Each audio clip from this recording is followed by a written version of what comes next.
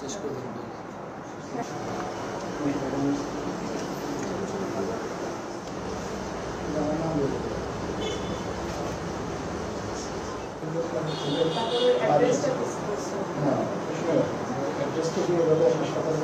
আমাকে 4-5 জন জোর করে নিচে নামিয়ে একটি গাড়িতে উঠায়। আমি নিচে 3 থেকে 4টি গাড়ি দেখতে পেয়েছিলাম।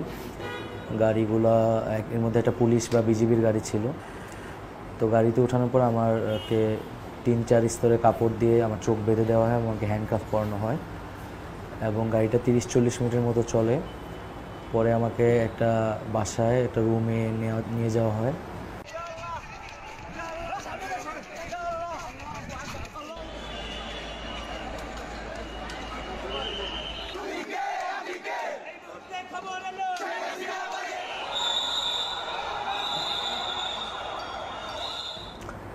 তো তারা লোহার কিছু একটা দিয়ে হয়তো আমাকে আঘাত করতে থাকে এবং আঘাতের একটা পর্যায়ে আমি সেন্সলেস হয়ে যাই এবং বাকি পুরো সময়টাই আমার সেখানে সেন্স ছিল না।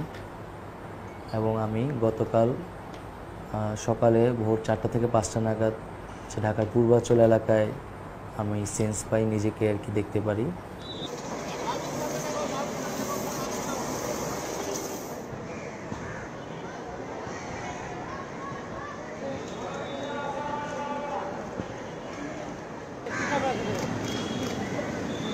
আগের থেকে